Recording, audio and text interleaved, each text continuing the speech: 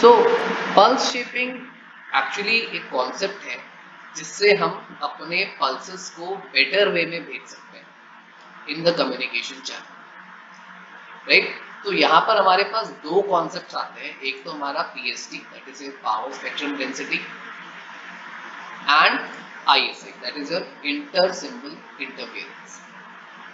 These two concepts are present, which we have to consider for pulse shift.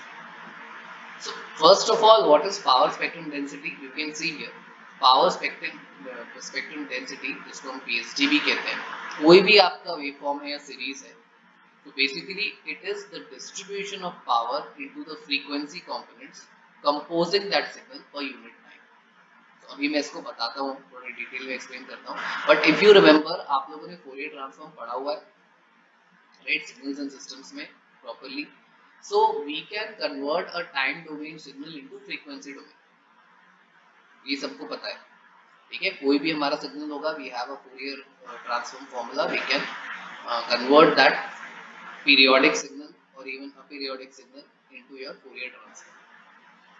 Fourier transform में जब हम representation करते हैं तो हमारा फ्रीक्वेंसी डोमेन में हमें सिग्नल की प्रॉपर्टीज पता चलती है, जैसे आपको मैं यहाँ पे नीचे भी दिखा सकता हूँ।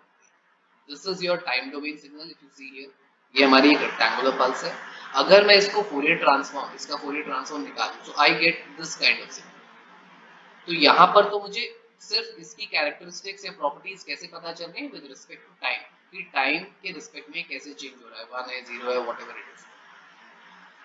But here we are able to see the properties or characteristic of this function with respect to frequency, कि कितनी frequency पे इसका amplitude कितना है, how is it varying with respect to frequency, right? So this is why we convert any signal, any time domain signal into your Fourier transform or into frequency domain, जिससे हम frequency domain में analysis करते हैं।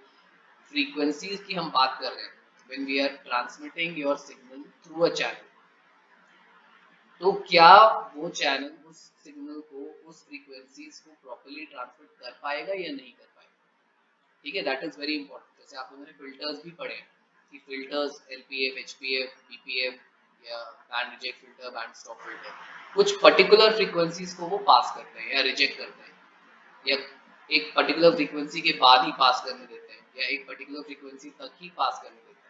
So, उन cases में भी जब मैं फ्रीक्वेंसी की बात करता हूँ, then I always consider my frequency domain.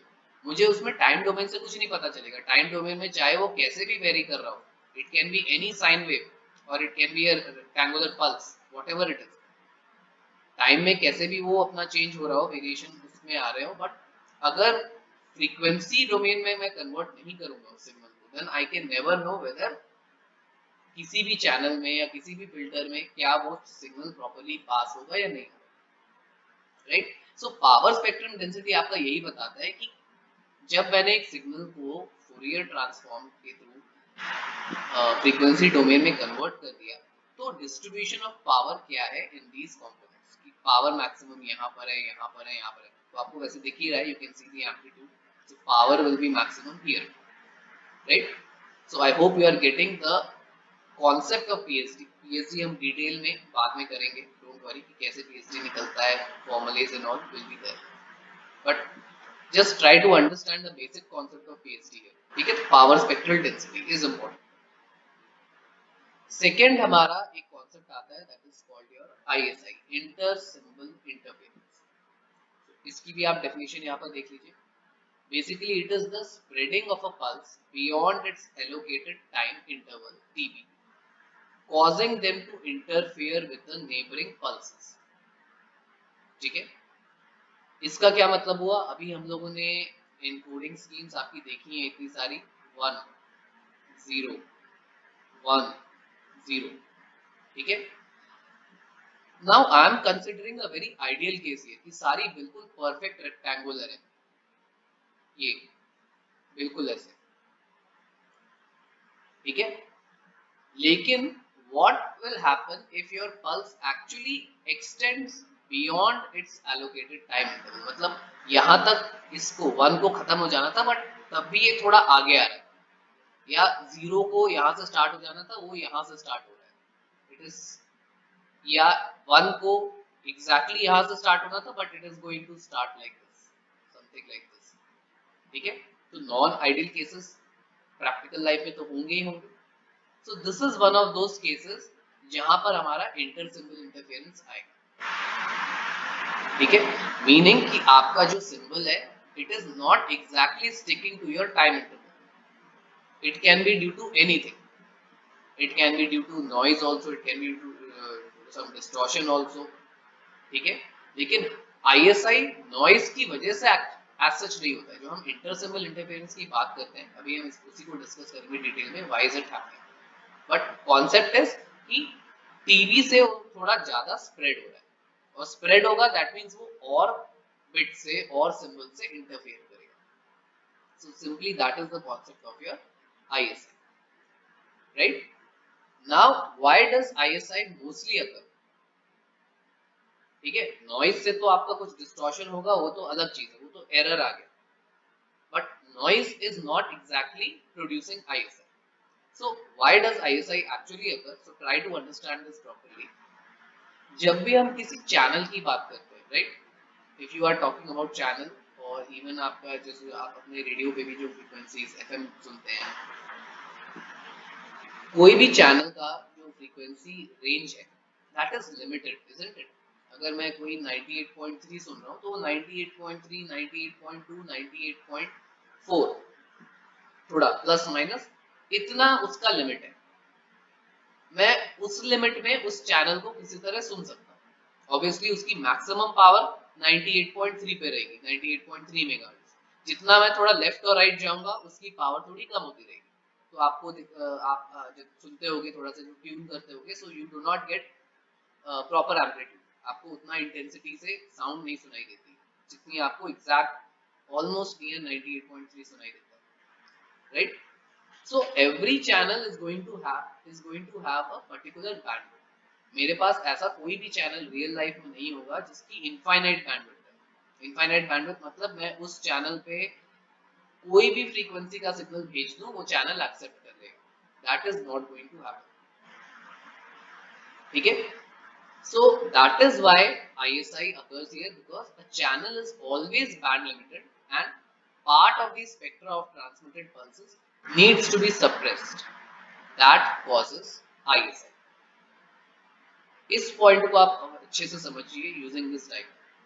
अभी मैंने आपको बताया कि टाइम डोमेन में अगर आपकी पल्सेस टीवी से एक्सटेंड कर रही हैं and they are interfering with the neighbouring pulses, so that causes ISI। लेकिन अगर मैं किसी तरह परफेक्ट रेक्टेंगुलर पल्स भेज भी रहा हूं, suppose I am sending it through a channel, now if I take the Fourier transform of this pulse, what happens, मुझे ये ट्रांसफॉर्म मिलेगा। Now as you can see here, ये जो मेरी रेक्टेंगुलर पल्स है ये सिर्फ ऐसा नहीं है कि एक ही फ्रीक्वेंसी पे एग्जिस्ट कर रही है। Yes, it is maximum at this frequency, जो भी है, this is not zero, ये कुछ भी फ्रीक्वेंसी हो सकती है, ठीक है, जिस फ्रीक्वेंसी पे मैक्सिमम है, may be it can B 50 hertz, 100 hertz, 200 hertz, depending on the signal frequency. तो इस पे मैक्सिमम है, और बाकी आप देखो इसके लोब्स है बहुत सारे जो कि डीके हो रहे हैं, ऐसे ऐसे you can see here,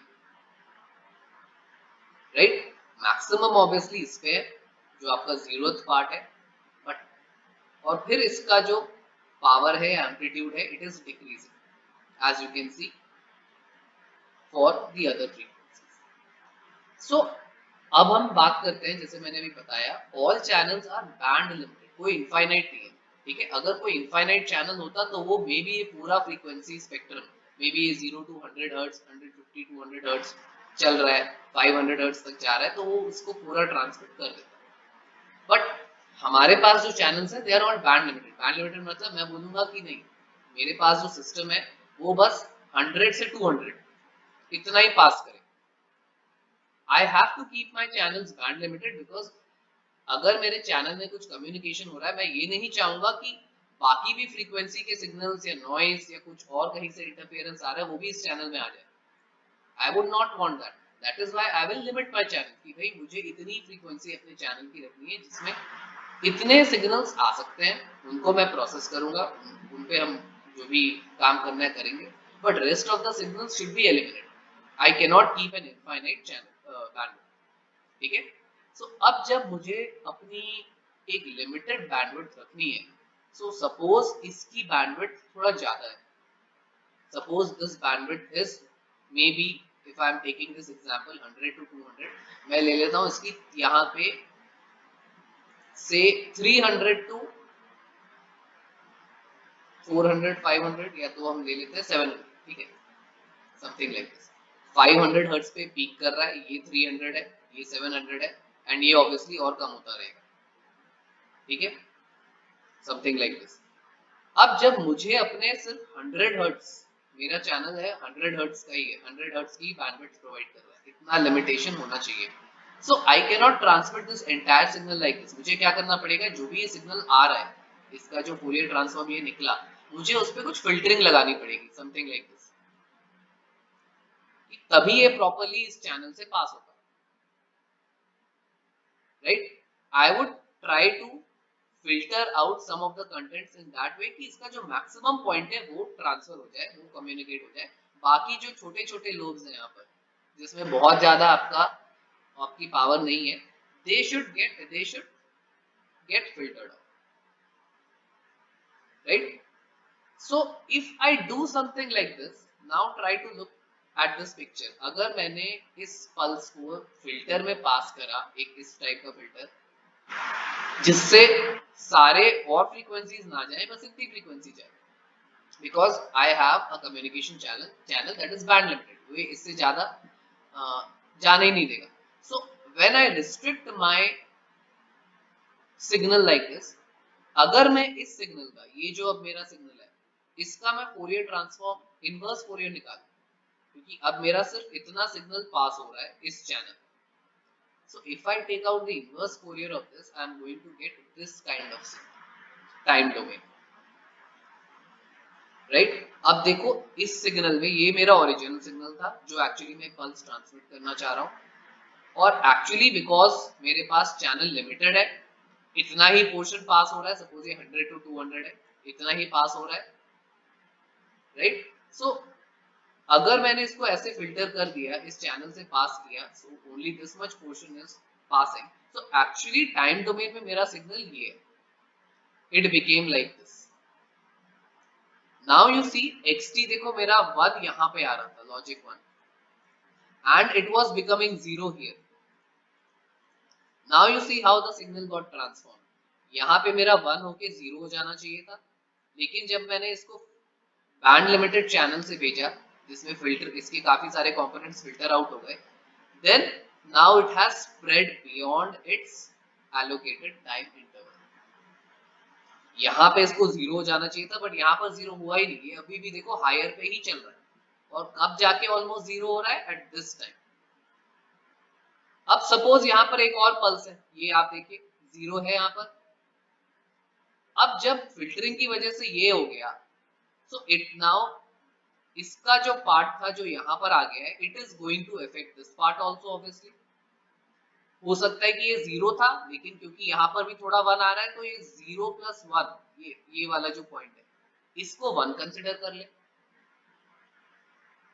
it is possible because ये टीवी से एक्सीड होके आगे जा रहा है. अब लॉजिक 0 होना चाहिए था, लेकिन इसको इस पीरियड पे भी देखो 1 ही मिल रहा है ऑलमोस्ट. सो ये नेक्स्ट बिट को 0 ना लेके इसको 1 ही ले लेगा. अब सपोज आपका रिसीवर जो रिसीव कर रहा है, आई वाज सेंडिंग 1 0, बट इस पूरे प्रोसेस के कारण, एरर के कारण, ये मुझे 1 1 दे रहा है रिसीविंग साइड पे. So obviously my transmission is filled with errors. मैं 1 0 भेजना चाह रहा था, बट मुझे क्या मिला रिसीवर साइड पे, 1.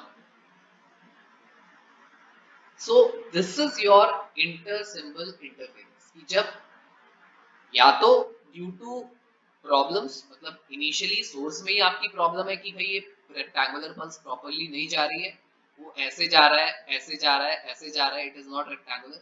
But even if you are sending a proper rectangular pulse through a band limited channel, alright, so some of the frequency components are going to get cut off, right?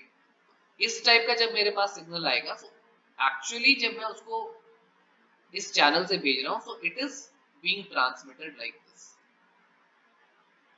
and it is going to interfere with the next bits also. So ये आपका inter symbol interference का concept है. Now remember, ये inter symbol interference जो इस filtering action से हो रहा है by when we are passing it through a band limited channel, it is unavoidable, क्योंकि चैनल हमेशा हमारा बैंड लिमिटेड होगा. चाहे मैं परफेक्ट रेक्टेंगुलर पल्स भेजूं एकदम कॉस्टली इक्विपमेंट यूज करके, आई मेक श्योर कि मेरा चार्जिंग टाइम डिस्चार्जिंग टाइम, आप लोगों ने आई थिंक सैम्पलिंग में पढ़ा होगा कि पल्सेस कैसे प्रोड्यूस होते हैं, बिल्कुल charging time discharging time manage करूं, it's very close to your ideal scenario. तो भी जब मैं एक चैनल से भेजूंगा, दिस इज अनअवॉइडेबल, ये होगा ही. So this concept is inter-symbol interference, and इसी को अवॉइड करने के लिए हमारे पास कुछ टेक्निक्स हैं. We have to try to use some techniques कि हम पल्स को कैसे भेजें जिससे इस टाइप की प्रॉब्लम ना आए. Alright, so this is your concept of pulse shaping actually. कि पावर स्पेक्ट्रम डेंसिटी एक तो मेंटेन्ड रहे, ऐसा नहीं कि भाई मैंने एक ऐसा पार्ट ऑफ सिग्नल मेरा चला गया जिसमें पावर डेंसिटी बहुत कम हो, कि मैंने ये वाला पार्ट भेज दिया सपोज इस सिग्नल का, जो भी मेरा फिल्टर हो रहा है, मैंने यहाँ पर जो मेरा बैंडविड्थ जो मेरा चैनल है वो इस पोर्शन को भेज रहा है, ना कि इस पोर्शन को. तो अगर मैं इस पोर्शन को भेजूंगा सिग्नल के, ऑब्वियसली इस पोर्शन में कुछ पावर है ही नहीं, वहां पे अगेन एरर आ जाएगा आपका, right. You will not be able to send your signal properly. So दो कॉन्सेप्ट्स हैं. एक, I have to make sure that my PSD is fine, जो भी मैं पल्स भेज रहा हूँ, जिस भी चैनल से भेज रहा हूँ, पावर स्पेक्ट्रम डेंसिटी उस सिग्नल की अच्छी है, उतने फ्रीक्वेंसी में, उतनी फ्रीक्वेंसी रेंज में. And second is we have to somehow try to avoid inter symbol interference. So this is the concept of pulse shaping, कि हमें ऐसी पल्स भेजनी है. We are not going to send a rectangular pulse, because अभी हमने देखा rectangular pulse में भी प्रॉब्लम है. ऐसी तो नहीं भेजनी है, बिकॉज ऐसी भेजोगे तो ऑब्वियसली इंटर सिंबल इंटरफेरेंस होगा ही होगा. लेकिन अगर मैंने एकदम आइडियल रेक्टेंगुलर भी भेजी तो भी आईएसआई होगा ही होगा. सो कैसे मैं शेप करूं पल्स को, कैसे मैं भेजूं, सो दैट पीएसडी भी हमारी बढ़िया है, फेवरेबल है, and we also try to minimise and avoid ISI. ठीक है. So that is your pulse shaping concept. To try to remove this problem. So इसका एक सॉल्यूशन है जो कि नाइकिस ने दिया था, कि specified a criterion for reduced or zero ISI. ठीक है. So what does that criteria say? We have to use a kind of a pulse shape that has a non-zero amplitude at its center and zero amplitude at t is equal to plus minus ntb. tb remember हमारा ये bit duration, हमारी every bit of ours is going to be of tb duration, right? So कहने का यहाँ पर ये मतलब है कि it is going to have a non zero amplitude, जो कि उसका एम्पलीट्यूड है, suppose it's amplitude is suppose to be 1. सो ऐसी पल्स हम भेजें जिसका नॉन जीरो एम्पलीट्यूड सेंटर पे आए. सो हम लोग ये देख रहे थे कि किस टाइप की पल्स भेजें जिससे आईएसआई हमारा या तो जीरो रहे या मिनिमम रहे, सो इंटरफेरेंस ना रहे. So what are we going to do? We are going to, ये एक एग्जाम्पल है, ऑब्वियसली हम बिल्कुल ऐसी पल्स नहीं भेजेंगे, बट जस्ट टू सी कि जो भी हमारी पल्स होगी, instead of being a rectangular pulse, it's, अगर हम इस टाइम पे सैंपल कर रहे हैं सिग्नल को, दैट मींस एट 0, तो इस पॉइंट पे इसकी वैल्यू मैक्सिमम रहे. Remember all our digital signals are produced by sampling. Sampling मतलब मैं एवरी जो भी मेरा बिट इंटरवल होता है उस पर मैं चेक करता हूँ कि मेरे सिग्नल की वैल्यू क्या है. ओके, सैंपल्स में लेता हूँ अलोंग टाइम. सो आप 0 1 2 3, ये आपके कुछ एग्जांपल्स यहाँ पर दे रखे हैं, and every bit, this the distance between 0 to 1 is actually TB. तो ये हमारा एक बिट इंटरवल है, बिट ड्यूरेशन. तो सपोज मैं अपना सिग्नल यहाँ पर सैंपल करता हूँ, सो इट रिमेन्स 1, राइट. अब जब मैं नेक्स्ट इंटरवल पे सैंपल कर रहा हूँ, then this signal should become 0. ठीक है, मैं इस टाइप का सिग्नल तो ले ही नहीं सकता because I have this associated problem. So if I try to take a signal in this way कि इसका जो वैल्यू है वो इसका एम्पलीट्यूड लेवल रहे, जो भी इसका एम्पलीट्यूड होना है, this can be BCC, it can be A, और यहाँ पर हमने 1 दिखाया एट 0, मतलब जिस टाइम पे मैं इसको सैंपल कर रहा हूँ, right. And for next sampling intervals इसकी जो वैल्यू रहे वो 0 रहे. तो आप देख सकते हो इस after this TB it's value is 0 और after this TB it's value is 0. तो यहाँ पे कोई और सिग्नल आ जाएगा ऑब्वियसली, यानी something like this. May be एक और मैंने लॉजिक 1 भेज दिया, वो कुछ इस टाइप होगा. So I hope you are getting what I am trying to tell you. ठीक है, तो अगर हम कुछ इस टाइप का पल्स, इस टाइप के फंक्शन जनरेट करके भेजें, ये लॉजिक 1 यहाँ पर हो गया. नेक्स्ट जो लॉजिक 1 है मेरा इस इंटरवल पे, इस पॉइंट पे 1 आ रहा है और बाकी सब पे देखिए 0, राइट. और ये ऐसे ही कंटिन्यू करता रहेगा. So our aim will be to send such kind of pulses rather than only rectangular pulse, so that ISI reduce हो पाए. अब इसमें देखो पल्स तो कंटिन्यूस है. अगर मैंने लॉजिक 1 भेजा, ऑब्वियसली इसका जो एम्पलीट्यूड है यहाँ पे भी जा रहा है, यहाँ पे भी जा रहा है, यहाँ पे भी जा रहा है, यहाँ पे भी जा रहा है. लेकिन जब भी मेरा जो नेक्स्ट पल्स आएगा, जब भी मैं नेक्स्ट लॉजिक को सैंपल करूंगा at this point, all your other logic levels will remain 0 due to other bits. जैसे ये भी 1 हो गया, ठीक है. तो इसका ये जो 1 था, इसके सैम्पलिंग पॉइंट पे यहाँ पर जो नेक्स्ट 1 है उसका 0 आ रहा है, और ऐसे ही यहाँ पर भी 0 रहेगा. नेक्स्ट पॉइंट जो टीबी का आया, आफ्टर टीबी इंटरवल मैंने एक और सैम्पलिंग की, उस पे नेक्स्ट लॉजिक 1 का मैक्सिमम एम्पलीट्यूड है, और जो प्रीवियस लॉजिक 1 था मेरा वो 0. So it is going to continue like this, right?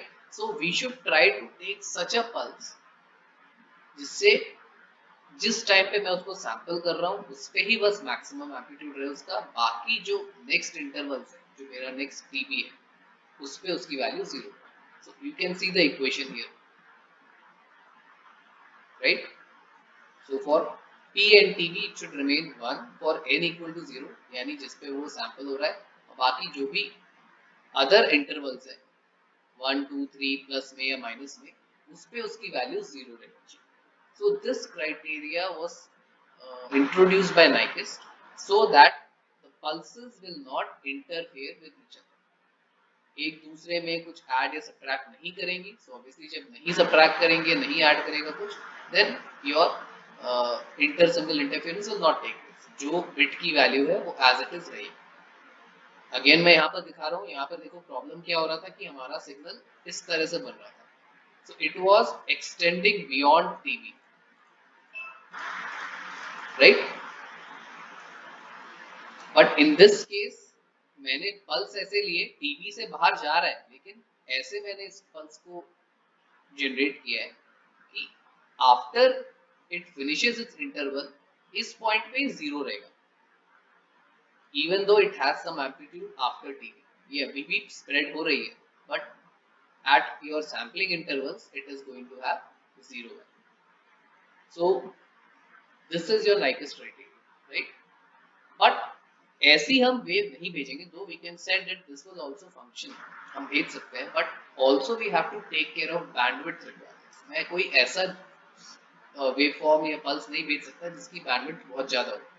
Obviously that will also not be useful for me, because you all know हमारे पास लिमिटेड बैंडविड्थ है और हमें उसी लिमिटेड बैंडविड्थ में काम करना है. तो अगर मैं कुछ ऐसा सिग्नल भेज रहा हूँ जिसकी बैंडविड्थ रिक्वायरमेंट ही बहुत ज़्यादा है, तो obviously my data rate is going to be less. मैं अपने डेटा को उस बैंडविड्थ को पूरा यूटिलाइज करके अगर भेजूंगा, देन मैं ज़्यादा डेटा नहीं भेज पाऊंगा, रादर देन कि अगर मेरे पास जो इन्फॉर्मेशन है, जो मैसेज है, वो कम बैंडविड्थ ऑक्यूपाई करता है, राइट.